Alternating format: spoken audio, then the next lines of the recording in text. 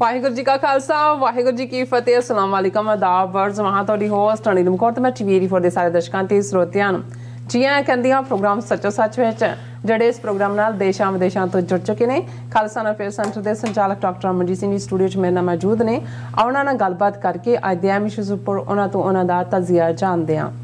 ਜੀ ਡਾਕਟਰ ਸਾਹਿਬ ਵਾਹਿਗੁਰੂ ਜੀ ਕਾ ਖਾਲਸਾ ਵਾਹਿਗੁਰੂ ਜੀ ਕੀ ਫਤਿਹ। हाँ जी नीलम कौर जी ਤੁਹਾਨੂੰ ਵੀ ਤੇ ਦੁਨੀਆ ਭਰ 'ਚ ਬੈਠੇ ਸਾਡੇ ਬਹੁਤ ਹੀ ਪਿਆਰੇ सोहने सियाने टीवी 84 ਦੇ ਵਿਊਅਰਸ ਨੂੰ ਵੀ ਵਾਹਿਗੁਰੂ ਜੀ ਕਾ ਖਾਲਸਾ ਵਾਹਿਗੁਰੂ ਜੀ ਕੀ ਫਤਿਹ ਤੇ ਸਾਡੇ ਬਹੁਤ ਹੀ ਪਿਆਰੇ ਮੁਸਲਮਾਨ ਭੈਣਾਂ ਭਰਾਵਾਂ ਨੂੰ अस्सलाम वालेकुम। जी डॉक्टर साहब जी आनू प्रोग्राम सचो सच विच बहुत शुक्रिया जी डॉक्टर साहब। अज 2 मार्च 2023 19 फग्गन नानकशाही संमत 554 का दिन है। तो डॉक्टर साहब प्रोग्राम शुरू करने तो पहला अपने दर्शकों के ਸਰੋਤਿਆਂ ਨੂੰ हमेशा तुहानूं दस्सिओ व्यूअर्स जे तुसीं हक सच इंसाफ ते पैरा दिन दा इक्को एक चैनल TV 84 ਨੂੰ देखना चाहते हो ਤਾਂ ਤੁਸੀਂ देख सकते स्पैक्ट्रम केबल आर्चिन केबल बेलफैब cable Canada roku Jadoo box शावा फेसबुक TV 84 ਦੀ ਐਪ ਰਾਹੀਂ online streaming and IP box ਤੇ ਤੁਸੀਂ TV 84 ਨੂੰ देख सकते हो। व्यूअर्स जे तुसीं TV 84 ਨਾਲ प्रोग्राम सचो सच नाल फेसबुक ਰਾਹੀਂ जुड़े तो इस ਵੱਧ ਵੱਧ लाइक करो ਤੇ शेयर करो ਅਤੇ ਨਾਲ ਹੀ YouTube ਤੇ ਸਬਸਕ੍ਰਾਈਬ ਵੀ ਕਰੋ। ਇਹ ਵੀ ਦੱਸ ਦਿਓ ਕਿ ਤੁਸੀਂ TV 84 ਦੀ ਐਪ ਨੂੰ ਐਂਡਰੋਇਡ ਐਂਡ ਐਪ ਸਟੋਰ ਤੇ ਡਾਊਨਲੋਡ ਕਰਕੇ ਜੋ TV 84 ਦੀ ਲਾਈਵ ਸਟ੍ਰੀਮ ਹੈ ਇਸ ਨੂੰ ਤੁਸੀਂ 24 ਆਵਰਸ ਦੇਖ ਸਕਦੇ ਹੋ। ਸੋ व्यूअर्स ਪ੍ਰੋਗਰਾਮ ਦੀ ਸ਼ੁਰੂਆਤ ਕਰਾਂਗੇ ਹਮੇਸ਼ਾ ਤਰ੍ਹਾਂ ਦੀ ਸਪਾਂਸਰਸ਼ਿਪ ਦੇ ਵੱਲ ਨਾਲ ਕਿ ਅੱਜ ਦੇ ਪ੍ਰੋਗਰਾਮ ਸੱਚੋ ਸੱਚ ਨੂੰ ਸਪਾਂਸਰ ਕੀਤਾ ਗਿਆ ਹੈ ਟੈਕਸਸ ਡਾਲਸ ਤੋਂ ਸਰਦਾਰ ਗੋਵਿੰਦਰ ਸਿੰਘ ਅਤੇ ਵੀਰ ਅਮਨਵੀਰ ਸਿੰਘ ਹੋਰਾਂ ਵੱਲੋਂ। ਸੋ ਇਹਨਾਂ ਨੇ ਅੰਮ੍ਰਿਤਪਾਲ ਸਿੰਘ ਦੇ ਹੱਕ ਵਿੱਚ ਖਲੋਣ ਦੀ ਬੇਨਤੀ ਕੀਤੀ ਹੈ ਕਿਉਂਕਿ ਹੁਣ ਉਹਨਾਂ ਨੂੰ ਨਿਸ਼ਾਨਾ ਬਣਾ ਕੇ ਖਾਲਿਸਤਾਨ ਦੀ ਸਟਰਗਲ ਨੂੰ ਢਾਹ ਲਾਈ ਜਾ ਰਹੀ ਹੈ ਅਤੇ ਹੋ ਸਕਦਾ ਹੈ ਕਿ ਹੋਰ ਚੂੜੀ ਕੱਸ ਕੇ ਹਕੂਮਤ ਡਾਇਰੈਕਟ ਅਟੈਕ ਅਤੇ ਟੌਰਚਰ ਤੇ ਵੀ ਉਤਰ ਆਵੇ। ਸੋ ਡਿਫੈਂਸਿਵ ਹੋ ਕੇ ਆਪਣੀਆਂ ਕਮੀਆਂ ਜਾਂ ਗਲਤੀਆਂ ਗਿਣਾ ਕੇ ਜਾਂ ਕੀ ਬੈਟਰ ਕੀਤਾ ਜਾ ਸਕਦਾ ਸੀ ਇਹਨਾਂ ਗੱਲਾਂ ਨੂੰ ਛੱਡ ਕੇ ਸੰਘਰਸ਼ ਵਿਰੋਧੀ ਨੈਰੇਟਿਵ ਖਿਲਾਫ ਲਾਮਬੰਦੀ ਹੋਈਏ। ਸੋ ਹਕੂਮਤ ਦੀ ਬੋਲੀ ਬੋਲਣ ਵਾਲੇ ਘੱਟ ਨਹੀਂ ਘੱਟੋ ਘੱਟ ਅਸੀਂ ਦੁਸ਼ਮਣ ਦੀ ਖੇਡ ਨਾ ਖੇਡੀਏ ਆਪਣਾ ਪੱਖ ਮਜ਼ਬੂਤ ਕਰੀਏ। ਸੋ ਅੱਜ ਦੀ ਸਪਾਂਸਰਸ਼ਿਪ ਲਈ ਅਸੀਂ ਸਰਦਾਰ ਗੋਵਿੰਦਰ ਸਿੰਘ ਅਤੇ ਵੀਰ ਅਮਨਵੀਰ ਸਿੰਘ ਹੋਰਾਂ ਦਾ ਤਹਿ ਦਿਲ ਤੋਂ ਧੰਨਵਾਦ ਕਰਦੇ ਹਾਂ। ਤੁਹਾਨੂੰ ਵੀ ਅਪੀਲ ਤੇ ਬੇਨਤੀ ਕਰਦੇ ਹਾਂ ਕਿ ਤੁਸੀਂ ਪ੍ਰੋਗਰਾਮ ਸੱਚੋ ਸੱਚ ਨੂੰ ਵੱਧ ਤੋਂ ਵੱਧ ਸਪਾਂਸਰ ਕਰੋ। ਸਪਾਂਸਰਸ਼ਿਪ ਲਈ ਤੁਸੀਂ ਸਾਨੂੰ ਕਾਲ ਕਰ ਸਕਦੇ ਹੋ ਸਾਡੇ ਫੋਨ ਨੰਬਰ ਤੇ 5166191984 ਸੇਮ ਨੰਬਰ ਤੇ WhatsApp ਕਰ ਸਕਦੇ ਹੋ। ਤੁਸੀਂ ਸਾਨੂੰ ਈਮੇਲ ਵੀ ਕਰ ਸਕਦੇ ਹੋ info@tv84.tv ਤੇ। ਸੋ ਵਿਊਅਰਸ ਪਹਿਲੇ ਸਮੇਂ ਤੋਂ ਗੱਲ ਕਰਾਂਗੇ ਔਰ ਕਰਦੇ ਵੀ ਹਾਂ ਜਿਸ ਤਰ੍ਹਾਂ ਕਿ ਅਸੀਂ ਜਿੱਥੇ ਆਪਣੇ ਸ਼ਹੀਦਾਂ ਨੂੰ ਯੋਧਿਆਂ ਨੂੰ ਯਾਦ ਕਰਦੇ ਹਾਂ ਸੋ ਉੱਥੇ ਆਪਾਂ ਆਪਣੇ ਵਿਦਵਾਨਾਂ ਨੂੰ ਵੀ ਫਿਲਾਸਫਰਸ ਨੂੰ ਵੀ ਯਾਦ ਕਰਦੇ ਹਾਂ। ਸੋ ਅੱਜ 20ਵੀਂ ਸਦੀ ਦੇ ਮਹਾਨ ਸਿੱਖ ਫਿਲਾਸਫਰ ਸਰਦਾਰ ਕਪੂਰ ਸਿੰਘ ਜੀ ਦਾ ਜਿਹੜਾ ਜਨਮ ਦਿਨ ਹੈ। ਸੋ ਸਰਦਾਰ ਕਪੂਰ ਸਿੰਘ ਉਸ ਦੌਰ ਦੇ ਉਹ ਅਹਿਮ ਗਵਾਹ ਹਨ ਜਿਨ੍ਹਾਂ ਨੇ 1947 ਦੇ ਦੌਰ ਵਿੱਚ ਅਕਾਲੀ ਲੀਡਰਸ਼ਿਪ ਵੱਲੋਂ ਖਾਲਿਸਤਾਨ ਬਣਾਉਣ ਲਈ ਹੱਥੋਂ ਮੌਕਾ ਵੀ ਗਵਾਇਆ ਵੇਖਿਆ ਅਤੇ 1947 ਤੋਂ ਬਾਅਦ ਕਾਂਗਰਸ ਵੱਲੋਂ ਸਿੱਖਾਂ ਨਾਲ ਕੀਤੇ ਗਏ ਵਾਅਦਿਆਂ ਔਰ ਵਾਅਦਾ ਖਿਲਾਫੀ ਵੀ ਜਿਹੜੀ ਹੈ ਉਹ ਵੇਖੀ। ਸੋ ਸਰਦਾਰ ਕਪੂਰ ਸਿੰਘ ਜੀ ਦਾ ਜੀਵਨ ਇੱਕ ਆਦਰਸ਼ ਸਿੱਖ ਦਾ ਜੀਵਨ ਹੈ। ਸੋ ਅੱਜ ਦਾ ਜਿਹੜਾ ਸਮੁੱਚਾ ਪ੍ਰੋਗਰਾਮ ਹੈ ਅਸੀਂ ਇਸ ਮਹਾਨ ਸਿੱਖ ਸ਼ਖਸੀਅਤ ਦੀ ਯਾਦ ਨੂੰ ਸਮਰਪਿਤ ਕਰਦੇ ਹਾਂ। ਸੋ ਇਸ ਬਾਰੇ ਆਪਾਂ ਗੱਲਬਾਤ ਕਰਨ ਜਾ ਰਹੇ ਹਾਂ। ਸੋ ਅਸੀਂ ਚਾਹਾਂਗੇ ਕਿ ਤੁਸੀਂ ਇਸੇ ਤਰ੍ਹਾਂ ਬਣੇ ਰਹਿਣਾ ਦੇਖਣ ਸੁਣਨ ਲਈ ਤੁਹਾਡਾ ਸਭ ਦਾ ਬਹੁਤ ਬਹੁਤ ਸ਼ੁਕਰੀਆ। ਜੀ ਡਾਕਟਰ ਸਾਹਿਬ ਕੀ ਵਿਚਾਰਾਂ ਨੇ? ਦੇਖੋ ਤੁਸੀਂ ਬਿਲਕੁਲ ਠੀਕ ਕਿਹਾ ਕਿ ਇੱਕ ਪਾਸੇ ਜਦੋਂ ਅਸੀਂ ਇਤਿਹਾਸ ਦੇ ਨਾਇਕਾਂ ਨੂੰ ਦੇਖਦੇ ਹਾਂ ਯੋਧਿਆਂ ਨੂੰ ਸ਼ਹੀਦਾਂ ਨੂੰ ਜੀ ਤੇ ਦੂਸਰੇ ਪਾਸੇ ਕੌਮ ਦੇ ਸਾਹਮਣੇ ਉਸ ਦੇ ਵਿਦਵਾਨ ਸਕਾਲਰ ਕੌਮ ਦੇ ਮਿਸ਼ਨ ਦੀ ਗੱਲ ਕਰਨ ਵਾਲੇ ਬਿਲਕੁਲ ਔਰ ਬਦਕਿਸਮਤੀ ਨਾਲ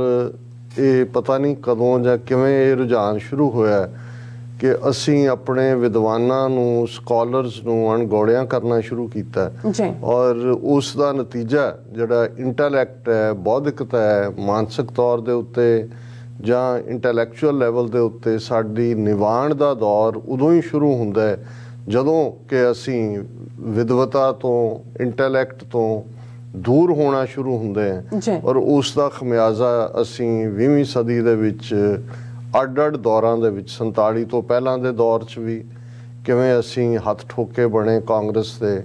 47 ਤੋਂ ਬਾਅਦ ਔਰ ਜੇ ਅੱਜ ਵੀ ਜੋ ਮਾਹੌਲ ਪੰਜਾਬ ਦੇ ਵਿੱਚ ਇਸ ਵੇਲੇ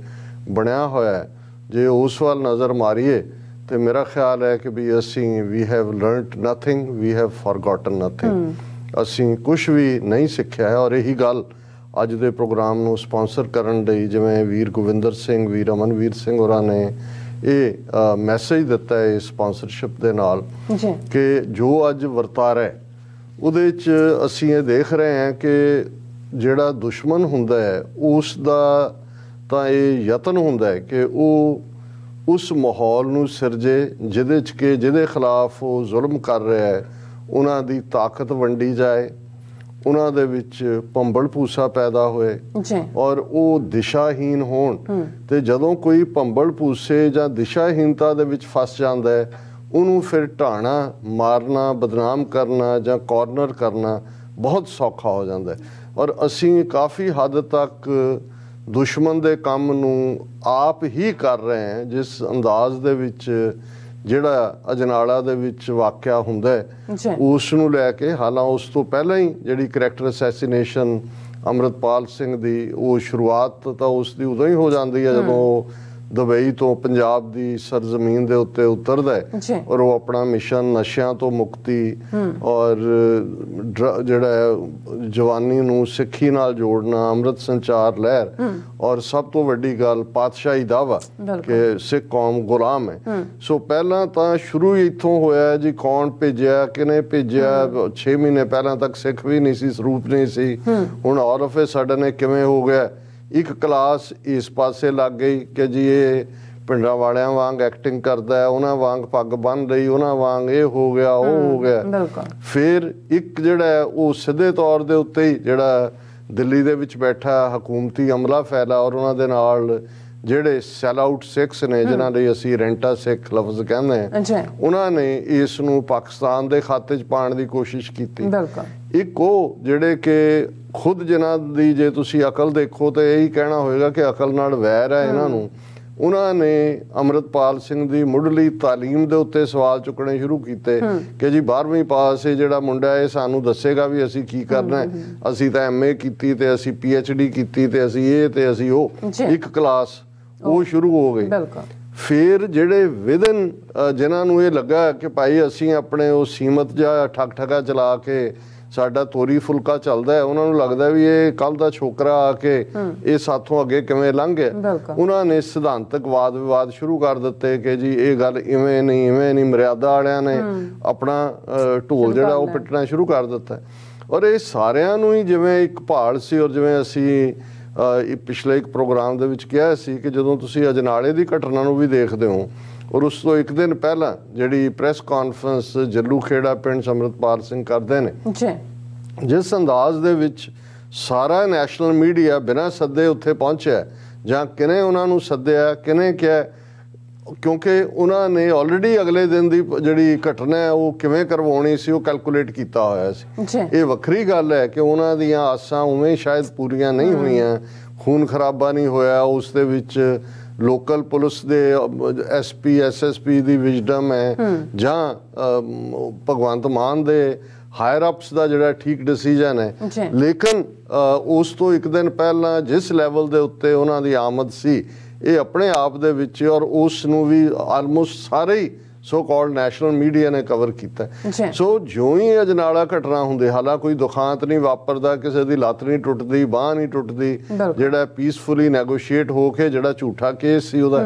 ਲੇਕਿਨ ਜੇ ਅਸੀਂ ਉਸ ਤੋਂ ਇਮੀਡੀਏਟ ਬਾਅਦ ਜਿਹੜਾ ਨੈਰੇਟਿਵ ਉਦੋਂ ਤੋਂ ਹੁਣ ਤੱਕ ਚੱਲ ਰਿਹਾ ਹੈ ਜਿਹਦੇ 'ਚ ਖੱਬੇ ਪੱਖੀ ਤਰ੍ਹਾਂ ਵੀ ਵਿੱਚ ਨੇ, ਜਿਸ ਦੇ ਵਿੱਚ BBC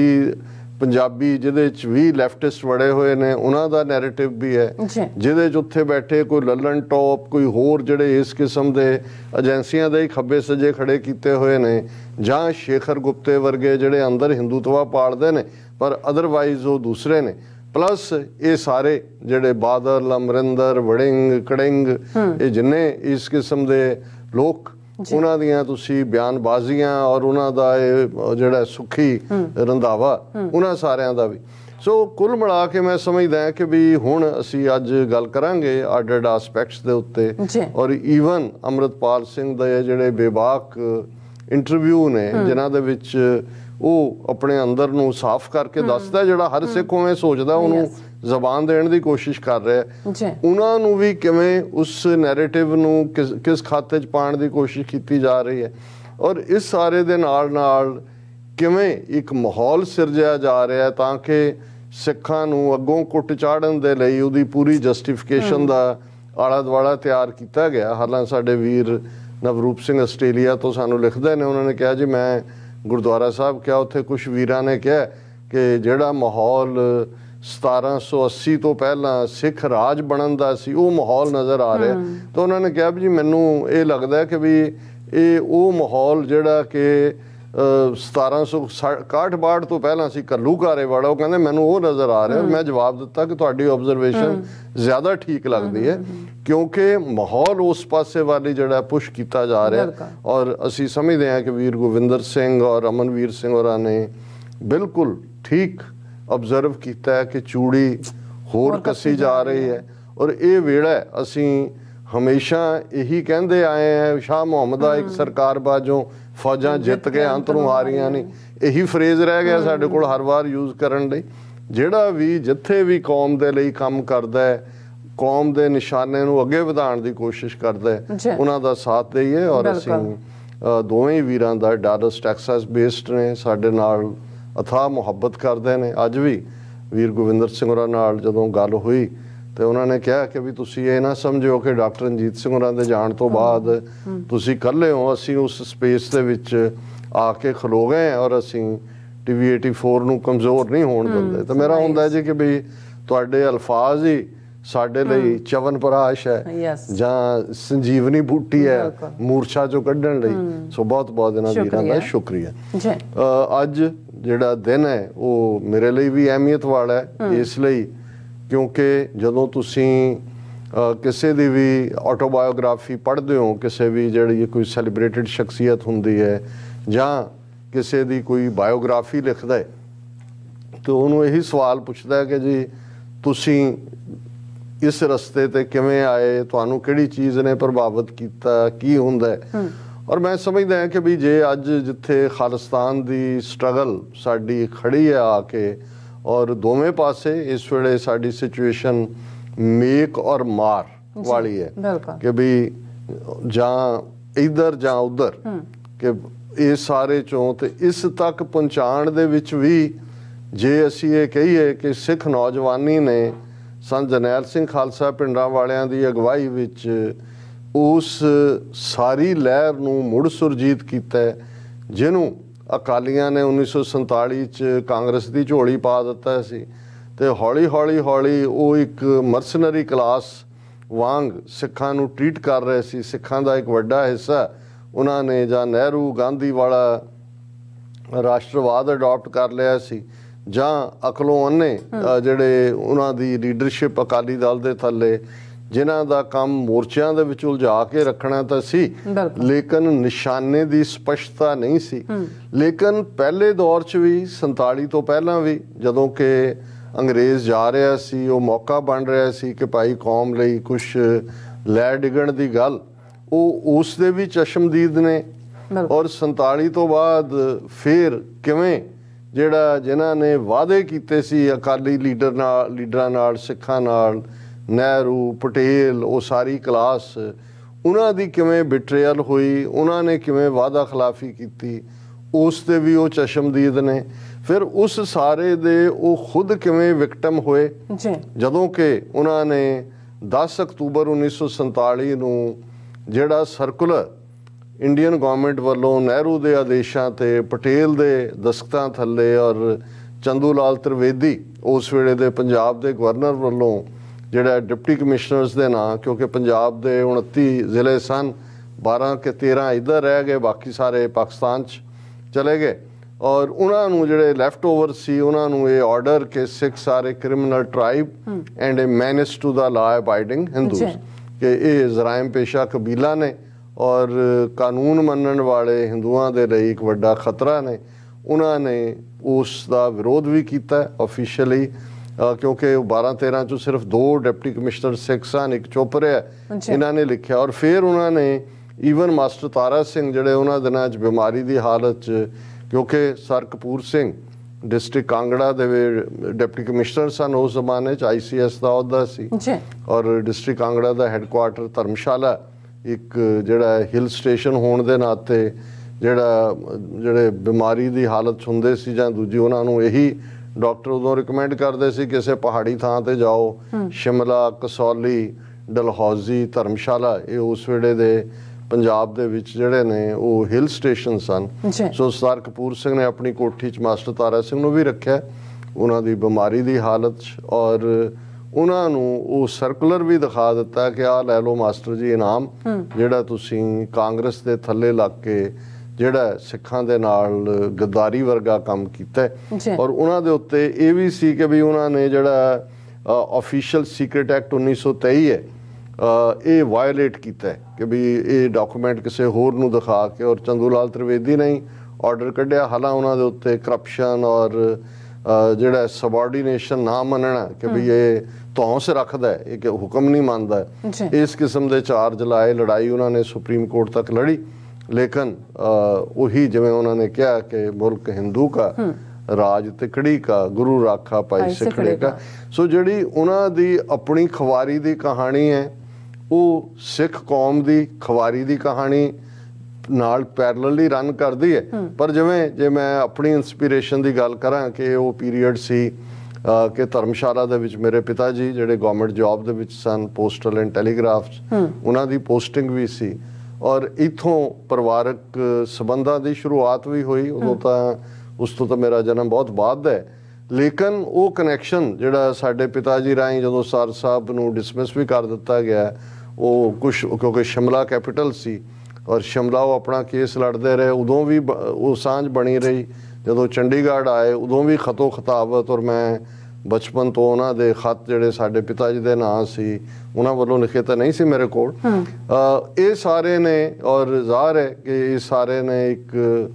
ਲਿਲ ਵੀ ਪੈਦਾ ਕੀਤੀ, ਜਿਹੜੀ ਇੱਕ ਡਿਜ਼ਾਇਰ ਹੁੰਦੀ ਹੈ ਕਿ ਜਿਹਦੇ 'ਚ ਤੁਸੀਂ ਉਸ ਸਾਰੇ ਚੈਪਟਰ ਨੂੰ ਦੇਖਦੇ ਹੋ, ਪੜ੍ਹਦੇ ਹੋ। ਫਿਰ ਆਪਣੇ ਮੈਂ ਕਾਲਜ ਯੂਨੀਵਰਸਿਟੀ ਡੇਜ਼ ਦੇ ਵਿੱਚ ਸਰ ਸਾਹਿਬ ਦੇ ਨਾਲ 1-to-1 ਮਿਲਣ ਦਾ ਵੀ ਮੌਕਾ ਬਣਿਆ, ਜਦੋਂ ਕਿ ਉਹ ਆਪਣੇ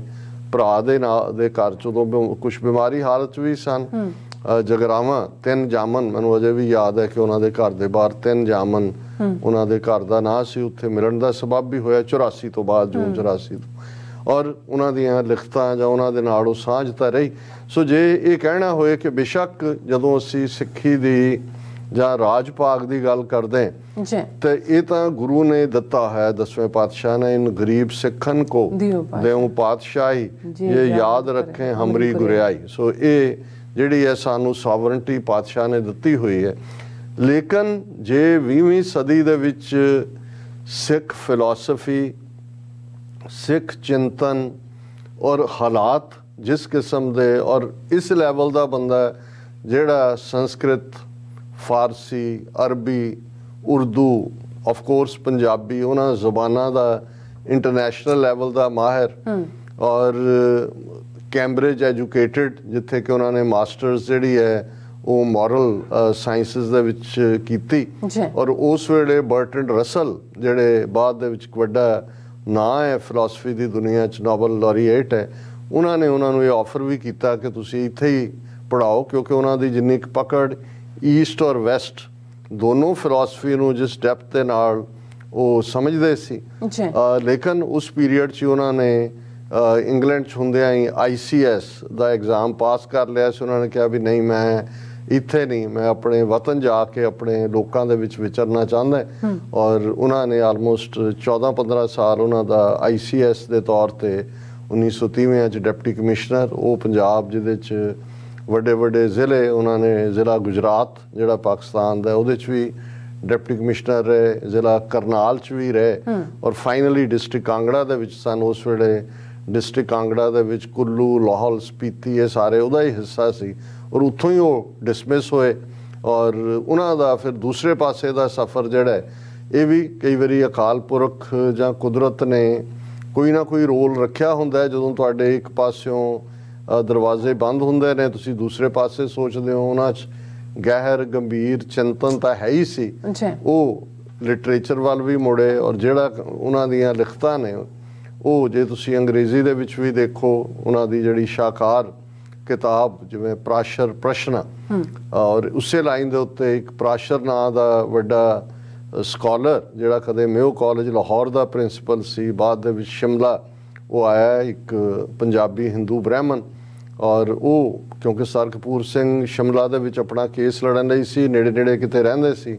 ਸੈਰ ਤੇ ਉਹਨਾਂ ਨੇ ਨਿਕਲ ਜਾਣਾ ਔਰ ਤੁਰੇ ਜਾਂਦਿਆਂ ਉਹਨੇ ਪ੍ਰਾਸ਼ਰ ਨੇ ਜਿਹੜੇ ਨੇ ਉਹ ਸਵਾਲ ਕਰਨੇ, ਸਵਾਲ ਨੂੰ ਅਸੀਂ ਪ੍ਰਸ਼ਨ ਹੀ ਕਹਿੰਦੇ ਹਾਂ,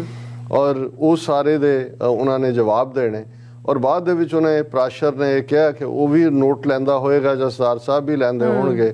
ਕਿ ਜੀ ਜੇ ਮੇਰੇ ਵਰਗੇ ਇੱਕ ਵੈਲ ਇਨਫੋਰਮਡ ਬੰਦੇ ਨੂੰ ਨਹੀਂ ਪਤਾ ਕਿ ਭਾਈ ਸਿੱਖੀ ਕੀ ਹੈ, ਫਿਲਾਸਫੀ ਕੀ ਹੈ, ਉਹਦੇ ਅੰਦਰ ਕੀ ਹੈ, ਤੇ ਆਮ ਨੂੰ ਕੀ ਪਤਾ ਹੋਏਗਾ। ਸੋ ਇਸ ਨੂੰ ਤੁਸੀਂ ਜਿਹੜਾ ਜ਼ਰੂਰ ਪਬਲਿਸ਼ ਕਰੋ। ਔਰ ਸਰ ਸਾਹਿਬ ਨੇ ਬਾਅਦ ਉਹਦੇ 'ਚ ਹੋਰ ਵੀ ਜੋ ਫਿਲਸੋਫੀਕਲ ਐਂਗਲ ਤੋਂ ਸੀ ਉਸ ਦੇ ਵਿੱਚ ਐਡ ਕਰਕੇ ਉਹ ਕਿਤਾਬ ਛਾਪੀ ਔਰ ਉਹਦਾ ਨਾਂ ਹੀ ਉਹਨਾਂ ਨੇ ਜਿਹੜਾ ਪ੍ਰਾਸ਼ਰ ਪ੍ਰਸ਼ਨ ਰੱਖਿਆ ਕਿ ਪ੍ਰਾਸ਼ਰ ਦੇ ਪ੍ਰਸ਼ਨ। ਇਹ ਵੀ ਇੱਕ ਵੱਡਾ ਗੁਣ ਹੁੰਦਾ ਹੈ ਕਿ ਵੀ ਤੁਸੀਂ ਐਟਰੀਬਿਊਟ ਕਰਦੇ ਹੋ ਕਿਸੇ ਨੂੰ। ਔਰ ਇਸ ਤੋਂ ਇਲਾਵਾ ਜਦੋਂ ਅਸੀਂ ਉਹਨਾਂ ਦੇ ਕੰਮ ਈਵਨ ਅੰਗਰੇਜ਼ੀ ਦੇ ਹਵਾਲੇ ਨਾਲ ਦੇਖਦੇ ਹਾਂ ਸਿੱਖਿਜ਼ਮ ਐਜ਼ ਐਨ ਐਕੂਮੈਨਿਕਲ ਰਿਲੀਜਨ, ਔਰ ਇਹ ਸਾਰੇ ਉਸ ਲੈਵਲ ਦੇ ਕੰਮ ਨੇ ਕਿ ਜਿਹੜੇ ਆਮ ਬਹੁਤ ਚੰਗੀ ਐਜੂਕੇਸ਼ਨ ਵਾਲੇ MA PhD ਨੇ ਉਹਨਾਂ ਨੂੰ ਵੀ ਡਿਕਸ਼ਨਰੀ ਕੋਲ ਰੱਖਣੀ ਪੈਂਦੀ ਹੈ ਇਹ ਦੇਖਣ ਸਮਝਣ ਦੇ ਲਈ ਕਿ ਉਹਨਾਂ ਨੇ ਕੀ ਲਿਖਿਆ। ਔਰ ਇਸ ਦੇ ਵਿੱਚ ਜਿਵੇਂ ਉਹਨਾਂ ਦੇ ਪੰਜਾਬੀ ਦੇ ਵਿੱਚ ਪਹਿਲਾਂ ਮੈਂ ਉਹਨਾਂ ਦੇ ਜਿਹੜੇ ਲਿਖਤਾਂ ਵੀ ਨੇ ਜਿਨ੍ਹਾਂ 'ਚ ਸਪਤ ਸ਼੍ਰਿੰਗ ਜਿਹਦਾ ਮੈਂ ਜ਼ਿਕਰ ਵੀ ਕੀਤਾ ਸੀ ਕਿ 7 ਪ੍ਰੋਮੀਨੈਂਟ ਪਰਸਨੈਲਿਟੀਜ਼ ਹਿਸਟਰੀ ਦੀਆਂ, Newton, sir Isaac Newton, Shankara, ਬਾਬਾ ਰਾਮ ਸਿੰਘ ਨਾਮਧਾਰੀ ਔਰ ਇਸ ਕਿਸਮ ਦੀ। ਇਸ ਤੋਂ ਇਲਾਵਾ ਉਹਨਾਂ ਦੀਆਂ ਜਿਹੜੀਆਂ ਨੇ ਹਸ਼ੀਸ਼ ਇਹ ਕਵਿਤਾਵਾਂ ਉਹਨਾਂ ਦੀ ਹੈ ਔਰ ਬਹੁ ਵਿਸਤਾਰ, ਪੁੰਡਰੀਕ, ਮਨਸੂਰ ਅਲ ਹਲਾਜ਼, ਸਿੱਖ ਔਰ ਅੰਗਰੇਜ਼ੀ ਸਿੱਖਿਜ਼ਮ ਫॉर ਮਾਡਰਨ ਮੈਨ, ਮੀ ਜੂਡਿਸ ਔਰ ਉਹਨਾਂ ਦੇ ਸੈਕਰਡ ਰਾਈਟਿੰਗਸ ਆਫ ਦਾ ਸਿੱਖਸ ਨੂੰ ਜਿਹੜਾ ਯੂਨੈਸਕੋ ਨੇ ਅੰਗਰੇਜ਼ੀ ਦੇ ਵਿੱਚ ਵੀ ਉਹਦਾ ਟਰਾਂਸਲੇਸ਼ਨ ਕੀਤਾ। ਔਰ ਇਸੇ ਤਰ੍ਹਾਂ contributions of Guru Nanak, the hour of sword, Guru Arjan and his Sukhmani. So ਇਹ ਉਹਨਾਂ ਦੀ ਔਰ ਅੱਜ ਵੀ ਉਹਨਾਂ ਦਾ ਜਿਹੜਾ ਇਸ ਲਿਟਰਰੀ ਦੁਨੀਆ ਦੇ ਵਿੱਚ ਕੰਮ ਹੈ ਉਹ ਰਿਮਾਰਕੇਬਲ ਹੈ। ਪਰ ਸਿਆਸੀ ਐਂਗਲ ਨੂੰ ਸਮਝਣ ਦੇ ਲਈ ਕਿ ਸਿੱਖ ਅੰਗਰੇਜ਼ਾਂ ਦੇ ਥੱਲੇ ਕਿਵੇਂ ਸੀ, 47 ਦੇ ਦੌਰ 'ਚ ਕੀ ਹੋਇਆ, ਕਿਵੇਂ ਸਾਡੀ ਲੀਡਰਸ਼ਿਪ ਜਿਹੜੀ ਹੈ ਉਹ ਝਾਂਸੇ ਦੇ ਵਿੱਚ ਆਈ ਔਰ ਉਸ ਤੋਂ ਬਾਅਦ ਕੀ ਹੋਇਆ, ਉਸ ਦੀ ਜੇ ਕੋਈ ਜਿਸ ਨੂੰ ਤੁਸੀਂ ਕੋਈ ਟਕਸਾਲੀ ਹਿਸਟਰੀ ਕਹਿਣਾ ਹੋਏ ਜਾਂ ਤਸਦੀਕਸ਼ੁਦਾ ਹਿਸਟਰੀ ਕਹਿਣਾ ਹੋਏ ਤਾਂ ਫਿਰ ਸਰਦਾਰ ਕਪੂਰ ਸਿੰਘ ਹੋਰਾਂ ਦੀ ਪੁਸਤਕ ਸਾਚੀ ਸਾਖੀ ਹੈ। ਔਰ ਸਾਚੀ ਸਾਖੀ ਜਿਸ ਬਾਰੇ ਉਹਨਾਂ ਨੇ ਖੁਦ ਕਿਤਾਬ ਦੇ, ਕਿਉਂਕਿ ਇਹ ਗੁਰਬਾਣੀ ਦਾ ਫਰਮਾਨ ਹੈ ਔਰ ਉਹਨਾਂ ਨੇ ਕਿਤਾਬ ਦੇ ਟਾਈਟਲ ਤੇ ਤੋਂ ਬਾਅਦ ਹੀ ਗੁਰਬਾਣੀ ਦੀ ਇਹ ਤੁਕ ਕੋਟ ਕੀਤੀ, ਸੰਤਨ ਕੀ ਸੁਣ ਸਾਚੀ ਸਾਖੀ, ਸੋ ਬੋਲੇ ਜੋ ਪੇਖੈ ਆਖੀ। ਕਿ ਭਾਈ ਇੱਕ ਫਕੀਰ ਦੀ ਦਾਸਤਾਨ ਔਰ ਉਹਦੇ 'ਚ ਉਹਨਾਂ ਨੇ ਟੁਵਰਡਸ ਦਾ ਐਂਡ ਜਿਹੜਾ ਉਹ ਪਰਸ਼ੀਅਨ ਸ਼ਾਹਨਾਮੇ ਦਾ ਜ਼ਿਕਰ ਵੀ ਕੀਤਾ, ਫਿਰਦੌਸੀ ਦਾ, ਕਿ ਭਾਈ ਜਿਵੇਂ ਫਿਰਦੌਸੀ ਨੇ ਸੱਚ ਬਿਆਨਿਆ ਇਵੇਂ ਹੀ ਉਹਨਾਂ ਨੇ ਕਿਹਾ ਕਿ ਭਾਈ ਇੱਕ ਜਿਹੜੀ ਹੈ ਸਾਚੀ ਸਾਖੀ ਅਸੀਂ ਐਵੀਡੈਂਸ ਨੂੰ ਕਹਿੰਦੇ ਹਾਂ, ਵਿਟਨੈਸ ਨੂੰ ਕਹਿੰਦੇ ਕਿ ਸੰਤਨ ਕੀ ਸੁਣ ਸਾਚੀ ਸਾਖੀ, ਸੋ ਬੋਲੇ ਜੋ ਪੇਖੈ ਆਖੀ, ਕਿ ਜੋ ਮੈਂ ਅੱਖਾਂ ਨਾਲ ਦੇਖੀ ਓਬਜ਼ਰਵ ਕੀਤੀ ਉਹ ਮੈਂ ਬੋਲ ਰਿਹਾ। ਔਰ ਇਹ ਸਾਰੇ 'ਚ ਕਿਉਂਕਿ ਅਸੀਂ ਆਪਣੇ ਪ੍ਰੋਗਰਾਮਾਂ ਦੇ ਵਿੱਚ ਸਮੇਂ-ਸਮੇਂ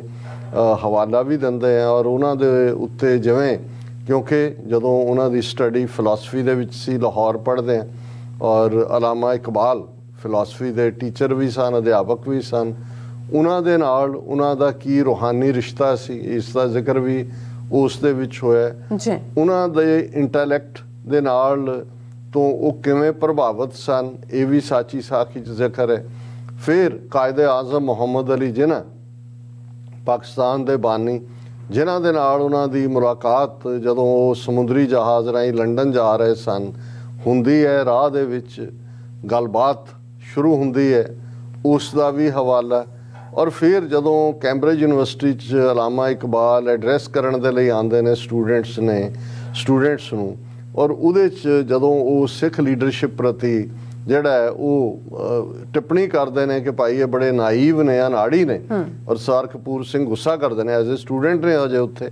ਲੇਕਿਨ ਉਹ ਜਾ ਕੇ ਉਹਨਾਂ ਨੂੰ ਫਿਰ ਮਿਲਦੇ ਵੀ ਨੇ ਔਰ ਉਹ ਜਿਨ੍ਹਾਂ ਉਹਨਾਂ ਨੂੰ ਵਾਰਨ ਕਰਦੇ ਨੇ ਕਿ ਨੌਜਵਾਨ ਮੇਰੀ ਗੱਲ ਦਾ ਗੁੱਸਾ ਨਾ ਕਰ, ਤੂੰ ਜੇ ਕੁਛ ਕਰ ਸਕਦਾ ਹੈ ਤੇ ਜਾ, ਇਹ ਤੁਹਾਡੇ ਲਈ ਇਹ ਮੌਕਾ ਹੈ। ਅਦਰਵਾਈਜ਼ ਕੌਮਾਂ ਜਦੋਂ ਫੈਸਲਾਕੁਨ ਘੜੀਆਂ ਆਉਂਦੀਆਂ, ਜੇ ਗਲਤ ਫੈਸਲੇ ਹੋਣ ਤੇ ਫਿਰ ਉਹ ਰਸਾਤਲ ਵੱਲ ਜਾਣੀਆਂ ਸ਼ੁਰੂ ਹੋ ਜਾਂਦੀਆਂ। ਉਹ ਸਾਰੀਆਂ ਕੋਟਸ ਸਾਚੀ ਸਾਖੀ ਦੇ ਵਿੱਚ ਦਿੱਤੀਆਂ ਹੋਈਆਂ ਨੇ। ਮੈਂ ਟਾਈਮ ਰਿਸਟ੍ਰੇਨ ਹੋਣ ਕਰਕੇ ਉਹਨਾਂ ਸਾਰਿਆਂ ਦੇ ਵੇਰਵੇ 'ਚ ਨਹੀਂ ਜਾਵਾਂਗਾ, ਪਰ ਜਦੋਂ ਉਸ ਕਿਤਾਬ ਦੇ ਵਿੱਚ ਕਾਇਦੇ ਆਜ਼ਮ ਮੁਹੰਮਦ ਅਲੀ ਜਿਨ੍ਹਾਂ ਦਾ ਜ਼ਿਕਰ ਕਰਦੇ ਨੇ ਸਾਚੀ ਸਾਖੀ ਦਾ, ਤੇ ਉਸ ਦੇ ਵਿੱਚ ਇੱਕੋ ਇਸ ਪੰਜਾਬੀ ਦੇ ਕਪਲੇਟ ਦੇ ਨਾਲ ਉਹਨਾਂ ਨੂੰ ਕਹਿੰਦੇ ਨੇ ਕਿ ਅੱਜ ਯਾਦ ਆਇਆ ਮੈਨੂੰ ਉਹ ਸੱਜਣ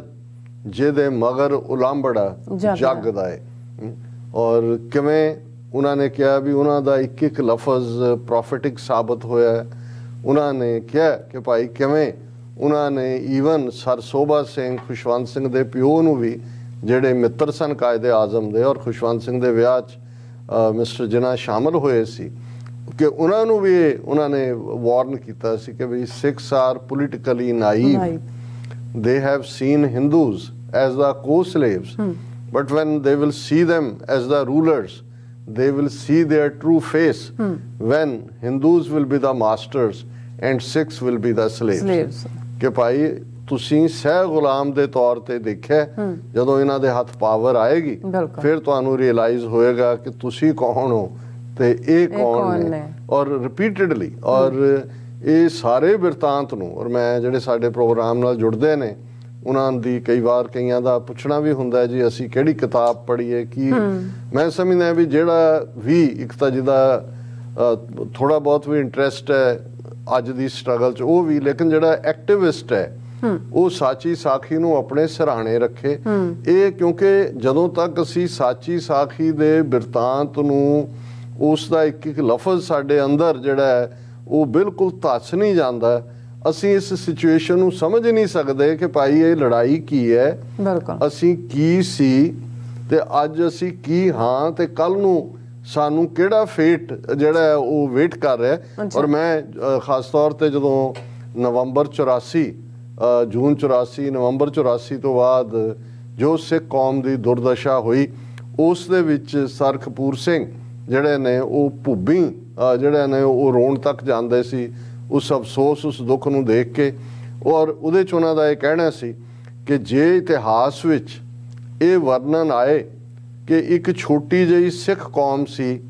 ਜਿਹੜੀ ਕਿ ਆਪਣੀ ਆਜ਼ਾਦੀ ਲਈ ਲੜਦੀ ਹੋਈ ਸਾਰੀ ਦੀ ਸਾਰੀ ਕੁਰਬਾਨ ਹੋ ਗਈ, ਉਸ ਦਾ ਹਰ ਬੱਚਾ ਬੁੱਢਾ ਮਾਈ ਭਾਈ ਸਭ ਸ਼ਹੀਦ ਹੋ ਗਏ, ਤਾਂ ਇਹ ਬੜੇ ਫਖਰ ਦੀ ਗੱਲ ਹੋਵੇਗੀ। ਪਰ ਹਿੰਦੂਆਂ ਦੀ ਗੁਲਾਮੀ ਹੇਠ ਜਿਉਣਾ ਤਾਂ ਕੁੰਭੀ ਨਰਕ ਵਿੱਚ ਸੁੱਟੇ ਜਾਣ ਦੇ ਬਰਾਬਰ ਹੈ ਕਿ ਭਾਈ ਜਿਸ ਅਸੀਂ ਗੁਲਾਮੀ ਦੇ ਵਿੱਚ ਅਸੀਂ ਧੱਕੇ ਗਏ ਹਾਂ, ਉਹਨਾਂ ਨੇ ਕਿਹਾ ਜੇ ਇਹ ਆਏ ਕਿ ਇੱਕ ਇੱਕ ਸ਼ਹੀਦ ਹੋ ਗਿਆ, ਉਹ ਕੌਮ ਐਗਜ਼ਿਸਟ ਨਹੀਂ ਕਰਦੀ, ਇਹ ਫਖਰ ਵਾਲੀ ਗੱਲ ਹੋਏਗੀ। ਲੇਕਿਨ ਇਸ ਜ਼ਲਾਲਤ ਦੇ ਵਿੱਚ ਜਿਹਦੇ 'ਚ ਅਸੀਂ ਅੱਜ ਜੀ ਰਹੇ ਹਾਂ, ਔਰ ਉਹਨਾਂ ਨੇ ਸਾਚੀ ਸਾਖੀ 'ਚ 6 ਵਾਕਿਆ ਜਿਹੜੇ ਨੇ ਅੱਡ-ਅੱਡ ਮੌਕਿਆਂ ਦੇ ਬਿਆਨ ਕੀਤੇ ਨੇ ਕਿ ਕਿਵੇਂ ਸਿੱਖ ਲੀਡਰਸ਼ਿਪ ਨੇ ਸਿੱਖ ਸਟੇਟ ਖਾਲਿਸਤਾਨ ਬਣਦੇ ਜਿਹੜੀ ਹੈ ਰੋਕੀ, ਕਿਵੇਂ ਉਹਨਾਂ ਨੇ ਦਰਵਾਜ਼ਾ ਬੰਦ ਕੀਤਾ। ਉਸ ਦੇ ਵਿੱਚ ਉਹਨਾਂ ਨੇ ਕ੍ਰਿਪਸ ਮਿਸ਼ਨ ਦਾ ਜ਼ਿਕਰ ਵੀ ਕੀਤਾ ਹੈ, ਕੈਬਨਿਟ ਮਿਸ਼ਨ ਦਾ ਜ਼ਿਕਰ ਵੀ ਕੀਤਾ ਹੈ। ਅੰਗਰੇਜ਼ੀ ਹਕੂਮਤ ਵੱਲੋਂ ਖੁਦ ਉਹਨਾਂ ਨੂੰ ਦਿੱਤਾ ਗਿਆ ਸੁਨੇਹਾ ਜਿਹੜਾ ਉਹਨਾਂ ਨੇ ਅੱਗੋਂ ਗਿਆਨੀ ਕਰਤਾਰ ਸਿੰਘ ਜਿਹੜੇ ਉਸ ਵੇਲੇ 47 'ਚ ਅਕਾਲੀ ਦਲ ਦੇ ਪ੍ਰਧਾਨ ਸੀ ਉਹਨਾਂ ਤੱਕ ਪਹੁੰਚਾਇਆ,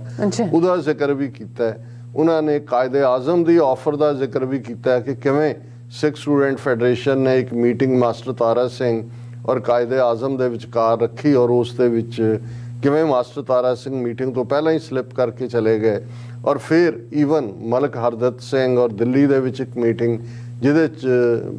ਕਾਇਦੇ ਆਜ਼ਮ ਨੇ ਜਿਵੇਂ ਕੋਰਾ ਕਾਗਜ਼ ਇੱਕ ਆਫਰ ਕਰਨਾ ਹੁੰਦਾ ਹੈ ਕਿ ਭਾਈ ਤੁਹਾਡੀਆਂ ਜੋ ਵੀ ਮੰਗਾਂ ਨੇ ਉਹ ਤੁਸੀਂ ਲਿਖ ਦਿਓ ਤੇ ਮੈਂ ਬਿਨਾਂ ਪੜ੍ਹੇ ਉਸ 'ਤੇ ਦਸਤਖਤ ਕਰਾਂਗਾ। ਸੋ ਇਹ ਵਾਕਿਆ ਤਾਂ ਹੈ ਹੀ ਨੇ, ਲੇਕਿਨ 47 ਤੋਂ ਬਾਅਦ ਕ੍ਰਿਮੀਨਲ ਟਰਾਈਬ ਤੋਂ ਜਦੋਂ ਸਿੱਖਾਂ ਦੀ ਗੁਲਾਮੀ ਦਾ ਜਿਹੜਾ ਦੌਰ ਹੈ ਉਹ ਸ਼ੁਰੂ ਹੁੰਦਾ ਹੈ ਤੇ ਫਿਰ ਸਰ ਕਪੂਰ ਸਿੰਘ ਇੱਕ ਪਾਸੇ ਜਿੱਥੇ ਉਹ ਲਿਟਰੇਚਰ ਦੇ ਰੂਪ ਦੇ ਵਿੱਚ ਉਹਨਾਂ ਨੇ ਇੱਕ ਅਵੇਅਰਨੈਸ ਦਿੱਤੀ, ਉਹਨਾਂ ਦੀਆਂ ਲਿਖਤਾਂ ਉਸ ਵੇਲੇ ਦੇ ਸਿੱਖ ਰਿਵਿਊ ਕੈਲਕਟਾ ਦੇ ਵਿੱਚ ਖਾਸ ਤੌਰ ਤੇ ਅੰਗਰੇਜ਼ੀ ਲਿਖਤਾਂ, ਕਿਉਂਕਿ ਸਾਡੇ ਘਰ ਇਹ ਸਾਰੇ ਹੀ ਪਬਲੀਕੇਸ਼ਨਸ ਆਉਂਦੀਆਂ ਹੁੰਦੀਆਂ ਸੀ ਉਸ ਵੇਲੇ ਦੀਆਂ, ਸੋ ਮੈਨੂੰ ਵੀ ਪੜ੍ਹਨ ਦਾ ਮੌਕਾ ਮਿਲਦਾ ਰਿਹਾ ਔਰ ਇਸ ਲਈ ਅਸੀਂ ਤਾਂ ਉਹਨਾਂ ਦੇ دیਵਾਨੇ ਹੀ ਰਹੇ ਕਿਉਂਕਿ ਇਹ ਮਹਿਸੂਸ ਹੁੰਦਾ ਸੀ ਕਿ ਭਾਈ ਇਸ ਇੱਕ ਬੰਦੇ ਦੇ ਵਿੱਚ ਗੁਰਮਤ ਦੀ ਫਿਲਾਸਫੀ, ਗਿਆਨ, ਸਿਆਸਤ ਔਰ ਸਮਾਜਿਕ ਔਰ ਹਰ ਚੀਜ਼ ਤੁਸੀਂ ਉਹਨਾਂ ਦੇ ਕੋਲ ਬੈਠ ਕੇ ਇਵੇਂ ਹੀ ਸੀ ਕਿ ਤੁਸੀਂ ਇੱਕ ਐਨਸਾਈਕਲੋਪੀਡੀਆ ਦੇਖ ਰਹੇ ਹੋ। ਹਾਲਾਂ ਉਹਨਾਂ ਦਾ ਸ਼ਾਰਟ ਟੈਂਪਰ ਵੀ ਸੀ, ਗੁੱਸੇ 'ਚ ਵੀ ਆ ਜਾਂਦੇ ਸੀ, ਔਰ ਐਬਿਊਸਿਵ ਵੀ ਹੋ ਜਾਂਦੇ ਸੀ, ਪਰ ਉਹਨਾਂ ਦੇ ਲਈ ਜਿਹੜੇ ਬੇਈਮਾਨ, ਬਦਨੀਅਤ, ਬਦਦਿਆਨਤ ਸੀ, ਨੌਜਵਾਨਾਂ ਨੂੰ ਬਹੁਤ ਪਿਆਰ ਕਰਦੇ ਸੀ। ਔਰ ਉਹਨਾਂ ਦਾ ਇਹ ਕਹਿਣਾ ਸੀ ਕਿ ਭਾਈ ਇਹ ਅਕਾਲੀ ਲੀਡਰ ਇਹਨਾਂ ਨੇ ਤਾਂ ਕੌਮ ਵੇਚ ਦਿੱਤੀ ਹੈ, ਇਹ ਨਲਾਇਕ ਨੇ, ਨਕੰਮੇ ਨੇ, ਬਿਲਕੁਲ ਵਿਖੇ ਹੋਏ ਨੇ, ਗੱਦਾਰ ਨੇ, ਜਦੋਂ ਤੱਕ ਇਹਨਾਂ ਤੋਂ ਖਹਿੜਾ ਨਹੀਂ ਛੁੱਟਦਾ ਇਹਨਾਂ ਨੇ ਸਿੱਖਾਂ ਦਾ ਕੁਝ ਨਹੀਂ ਬਣਨ ਦੇਣਾ। ਤੇ ਉਹਨਾਂ ਨੇ ਕਹਿਣਾ ਕਿ ਦੇਖੋ ਨੌਜਵਾਨੋ, ਤੁਸੀਂ ਹੋਪ ਹੋ ਜੇ ਤੁਸੀਂ ਖੜੇ ਹੋਏ। ਔਰ ਇਹੀ ਅੱਜ ਮੈਂ ਜਦੋਂ ਪੁਰਾਣਾ ਲੇਖ ਸਰਦਾਰ ਗਜਿੰਦਰ ਸਿੰਘ ਬਾਨੀ ਦਲ ਖਾਲਸਾ, ਜਿਹੜੇ ਆਲਮੋਸਟ 40 ਸਾਲ ਤੋਂ ਜ਼ਿਆਦਾ ਤੋਂ ਜਲਾਵਤਨੀ 'ਚ ਨੇ, ਉਹਨਾਂ ਬਾਰੇ ਦੇਖ ਰਿਹਾ ਸੀ। ਉਹਨਾਂ ਦੀ ਜ਼ਿੰਦਗੀ ਨੂੰ ਵੀ ਜੇ ਕਿਸੇ ਨੇ ਟੱਚ ਕੀਤਾ, ਪ੍ਰਭਾਵਿਤ ਕੀਤਾ, ਔਰ ਜਿਹੜਾ ਉਹਨਾਂ ਨੇ ਦਲ ਖਾਲਸਾ ਜਥੇਬੰਦੀ 1978 ਤੋਂ ਬਾਅਦ ਬਣਾਈ ਸਰ ਕਪੂਰ ਸਿੰਘ ਦੀ ਪ੍ਰੇਰਨਾ ਨਾਲ, ਉਸ ਪੀਰੀਅਡ 'ਚ ਹੀ ਈਵਨ ਪੰਜਾਬ ਯੂਨੀਵਰਸਿਟੀ ਚੰਡੀਗੜ੍ਹ 'ਚ ਇੱਕ ਸੈਮੀਨਾਰਾਂ ਦੀ ਸੀਰੀਜ਼ ਸ਼ੁਰੂ ਕੀਤੀ ਗਈ ਸੀ, ਖਾਲਿਸਤਾਨ ਵਾਈ ਨਾਟ, ਨਹੀਂ ਉਸ ਨੂੰ ਵੀ ਭਾਈ ਗਜਿੰਦਰ ਸਿੰਘ ਔਰ ਉਹਨਾਂ ਦੇ ਸਾਥੀਆਂ ਦੀ ਟੀਮ ਨੇ ਆਰਗੇਨਾਈਜ਼ ਕੀਤਾ। ਔਰ ਸਰ ਕਪੂਰ ਸਿੰਘ ਉਸ ਦੇ ਵਿੱਚ ਮੁੱਖ ਬੁਲਾਰੇ ਦੇ ਤੌਰ ਤੇ ਆਉਂਦੇ ਸੀ। ਉਹਨਾਂ 'ਚੋਂ ਇੱਕ ਸੈਮੀਨਾਰ 'ਚ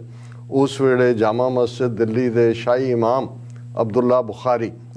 ਉਹਨਾਂ ਨੇ ਵੀ ਪਾਰਟਿਸਿਪੇਟ ਕੀਤਾ ਸੀ। ਔਰ ਮੈਨੂੰ ਯਾਦ ਹੈ ਕਿ ਉਹਨਾਂ ਦੀ ਜਿਹੜੀ ਸਪੀਚ ਦਾ ਇੱਕ ਵਾਕਿਆ ਹੀ ਇਹ ਸੀ ਕਿ ਭਾਈ सिख और मुसलमान अजलों से तौहीद की जंजीर से बंधे हुए हैं। ये वही गल जिहड़ी अलामा इकबाल ने कही सी कि फिर उठी आखिर सदा तौहीद की पंजाब से, हिंद को एक मर्द कामिल ने जगाया ख्वाब से। और ये गल शाही इमाम ने कही कि भाई मुसलमाना दे उत्ते तां ये ਰॉयट्स ਦੇ ਨਾਂ ਥੱਲੇ, ਦੰਗਿਆਂ ਦੇ ਨਾਂ ਥੱਲੇ ਮਾਰਾ ਮਾਰੀ ਚੱਲ ਹੀ ਰਹੀ ਸੀ। ਹੁਣ ਸਿੱਖ ਵੀ ਇਹਨਾਂ ਦੇ ਉਸ ਰਡਾਰ ਦੇ ਵਿੱਚ ਆ ਗਏ ਨੇ। ਔਰ ਉਹਨਾਂ ਸੈਮੀਨਾਰਾਂ 'ਚੋਂ ਅਸੀਂ ਦੇਖਦੇ ਹਾਂ ਕਿ ਉਹ ਨੌਜਵਾਨ ਨਿਕਲੇ ਜਿਨ੍ਹਾਂ ਨੇ ਫਿਰ ਜਦੋਂ ਸੰਤ ਜਰਨੈਲ ਸਿੰਘ ਖਾਲਸਾ ਪਿੰਡਾਂ ਵਾਲੇ ਸੀਨੇਰੀਓ ਤੇ ਆਏ ਤੇ ਉਹਨਾਂ ਦੇ ਨਾਲ ਜਿਹੜਾ ਮੋਢੇ ਨਾਲ ਮੋਢਾ ਜੋੜ ਕੇ ਸਟਰਗਲ ਨੂੰ ਅੱਗੇ ਤੋਰਿਆ। ਔਰ ਉਸੇ ਪੀਰੀਅਡ 'ਚ ਜੇ ਅਕਾਲੀਆਂ ਤੋਂ ਬੇਸ਼ੱਕ ਉਹ ਉਹਨਾਂ ਨੂੰ ਬੇਈਮਾਨ ਸਮਝਦੇ ਸੀ, ਖੋਤੇ ਕਹਿੰਦੇ ਸੀ, ਬਹੁਤ ਲਫ਼ਜ਼ ਉਹਨਾਂ ਲਈ ਜੋ ਇਸਤੇਮਾਲ ਕਰਦੇ ਸੀ ਮੈਂ ਦੁਹਰਾ ਨਹੀਂ ਸਕਦਾ ਇੱਥੋਂ, ਲੇਕਿਨ ਉਹਨਾਂ ਨੇ ਜੇ ਉਹਨਾਂ ਨੂੰ ਵੀ ਸੇਧ ਦਿੱਤੀ ਤੇ ਉਹਦੇ 'ਚ ਅਨੰਦਪੁਰ ਦਾ ਮਤਾ ਉਹਨਾਂ ਦਾ ਡਰਾਫਟ ਕੀਤਾ ਹੋਇਆ। ਜਦੋਂ ਮਾਸਟਰ ਤਾਰਾ ਸਿੰਘ ਦੀ ਮੌਤ ਤੋਂ ਬਾਅਦ ਦੋਨੋਂ ਅਕਾਲੀ ਦਲ, ਮਾਸਟਰ ਅਕਾਲੀ ਦਲ ਔਰ ਸੰਤ ਫਤਿਹ ਸਿੰਘ ਅਕਾਲੀ ਦਲ ਮਿਲੇ ਔਰ sir Kapur Singh senior vice president Akali Dal ਦੇ ਬਣੇ, ਸੰਤ ਫਤਿਹ ਸਿੰਘ ਪ੍ਰਧਾਨ। ਉਹ ਜਿਹੜਾ ਡਾਕੂਮੈਂਟ ਸੀ, ਜਿਹੜਾ ਮਿਲਣ ਵੇਲੇ ਜਿਹੜਾ ਮੈਮੋਰੈਂਡਮ ਆਫ ਅੰਡਰਸਟੈਂਡਿੰਗ ਸੀ, ਉਹ ਵੀ ਉਹਨਾਂ ਨੇ ਡਰਾਫਟ ਕੀਤਾ। ਜਦੋਂ ਨਲਵਾ ਕਾਨਫਰੰਸ ਲੁਧਿਆਣਾ ਦੇ ਵਿੱਚ ਸਿੱਖ ਹੋਮਲੈਂਡ ਦਾ ਮਤਾ ਪਾਸ ਹੋਇਆ, ਉਹ ਵੀ ਸਰ ਕਪੂਰ ਸਿੰਘ ਉਹਨਾਂ ਨੇ ਡਰਾਫਟ ਕੀਤਾ। ਔਰ ਤੁਸੀਂ ਇਹਨਾਂ ਤਿੰਨਾਂ ਦੇ ਵਿੱਚ ਹੀ ਉਹ ਸਿੱਖ ਹੋਮਲੈਂਡ ਦਾ ਰੈਜ਼ੋਲੂਸ਼ਨ ਹੋਏ, ਆਨੰਦਪੁਰ ਦਾ ਮਤਾ ਹੋਏ, ਜਾਂ ਜਦੋਂ ਦੋਨੋਂ ਦਲ ਮਿਲਦੇ ਨੇ ਜਿੱਥੇ ਇਹ ਲਫ਼ਜ਼ ਸੀ ਕਿ ਭਾਈ ਸਿੱਖਾਂ ਦਾ ਰਾਜਸੀ ਨਿਸ਼ਾਨਾ, ਔਰ ਉਸ ਦੇ ਅਲਫਾਜ਼ ਸਿੱਖਾਂ ਦਾ ਰਾਜਸੀ ਨਿਸ਼ਾਨਾ ਜੁਗੋ ਜੁਗ ਅਟਲ ਸ਼੍ਰੀ ਗੁਰੂ ਗ੍ਰੰਥ ਸਾਹਿਬ, ਸਿੱਖ ਪਰੰਪਰਾਵਾਂ ਔਰ ਸਿੱਖ ਇਤਿਹਾਸ ਦੇ ਪੰਨਿਆਂ ਰਾਹੀਂ ਸਿੱਖਾਂ ਦੇ ਧੁਰ ਅੰਦਰ ਉਕਰਿਆ ਖਾਲਸਾ ਜੀ ਕੇ ਬੋਲ ਬਾਲੇ ਹੈ। ਇਸ ਨਿਸ਼ਾਨੇ ਦੀ ਪ੍ਰਾਪਤੀ ਲਈ ਯੋਗ ਦੇਸ਼ ਕਾਲ ਦੀ ਘਾੜਨਾ ਇਹ ਅਕਾਲੀ ਦਲ ਦਾ ਰਾਜਸੀ ਮਨੋਰਥ ਹੈ। ਹੁਣ ਇਹ ਬਿਲਕੁਲ ਜਦੋਂ ਤੁਸੀਂ ਲਫ਼ਜ਼ਾਂ ਨੂੰ ਇਹਦੇ 'ਚ ਇੱਕ ਲਫ਼ਜ਼ ਨੂੰ ਦੇਖੋਗੇ ਤੇ ਵਿਜ਼ਡਮ ਦੇ ਨਾਲ ਇਹਨਾਂ ਦਾ ਖੋਤਿਆਂ ਨੂੰ ਇਹ ਪਤਾ ਵੀ ਨਹੀਂ ਲੱਗਾ ਕਿ ਭਾਈ ਸਾਨੂੰ ਉਹਨਾਂ ਨੇ ਖਾਲਿਸਤਾਨ ਦੇ ਲਈ, ਸਿੱਖ ਹੋਮਲੈਂਡ ਦੇ ਲਈ ਲਿਆ ਕੇ ਖੜਾ ਕਰ ਦਿੱਤਾ। ਇਸ ਲਈ ਉਹ ਬਾਅਦ 'ਚ ਜਦੋਂ ਉਹਨਾਂ ਨੂੰ ਔਰ ਇਹੀ ਆਨੰਦਪੁਰ ਦਾ ਮਤਾ ਖਾਲਸਾ ਜੀ ਕੇ ਬੋਲ ਬਾਲੇ। ਹੁਣ ਜ਼ਾਹਰ ਹੈ ਕਿ ਬੋਲ ਬਾਲਾ ਲਫ਼ਜ਼ ਫਾਰਸੀ ਦਾ ਹੈ, ਬਾਲੇ ਦਾ ਮਤਲਬ ਹੈ ਉੱਚਾ, ਖਾਲਸੇ ਦਾ ਬੋਲ ਉੱਚਾ, ਔਰ decision making power is vested in the Khalsa. और यही राइट ऑफ सैल्फ डिटरमिनेशन ਜਾਂ ਜਦੋਂ ਅਸੀਂ ਅੱਜ ਖਾਲਿਸਤਾਨ ਦੀ ਗੱਲ ਕਰਦੇ ਹਾਂ ਤੇ ਇਹੀ ਸਾਰਾ ਉਹ ਪਾਰਟ ਹੈ। ਲੇਕਿਨ ਅੱਜ ਜਦੋਂ ਅਸੀਂ ਲਗਭਗ ਉਹਨਾਂ ਦੇ ਜਨਮ ਦਾ ਅੱਜ 114ਵਾਂ ਜਨਮ ਦਿਨ ਹੈ ਔਰ ਉਹਨਾਂ ਨੂੰ ਵਿਛੜਿਆ ਵੀ ਉਹ 13 ਅਗਸਤ 1986 ਨੂੰ ਇਸ ਫਾਨੀ ਸੰਸਾਰ ਤੋਂ ਕੂਚ ਕਰ ਗਏ ਸਨ। ਔਰ ਉਹਨਾਂ ਦਾ ਇਹ ਜਿਹੜਾ ਐਫਰਟ ਹੈ ਜਿਹਦੇ ਰਾਹੀਂ ਉਹਨਾਂ ਨੇ ਬੇਸ਼ੱਕ ਛੋਟੀ ਜਿਹੀ ਜਿਹੜੀ ਹੈ ਉਹ ਤੀਲੀ ਬਾਲੀ ਇੱਕ ਅੰਗਾਰ ਖੜੇ ਕੀਤੇ, ਉਹ ਅੰਗਾਰ ਭਾਂਬੜ ਮਚੇ ਔਰ ਅੱਜ ਪੰਜਾਬ ਹੋਏ ਦੁਨੀਆ ਭਰ ਦੇ ਵਿੱਚ ਜਿੱਥੇ ਜਿੱਥੇ ਸਿੱਖ ਵਸਦੇ ਨੇ। ਔਰ ਜਦੋਂ ਈਵਨ ਸਾਡੀਆਂ ਖਾਲਿਸਤਾਨ ਦੀਆਂ ਜ਼ਲਾਵਤਨ ਸਰਕਾਰਾਂ ਨੇ ਜਿਹੜਾ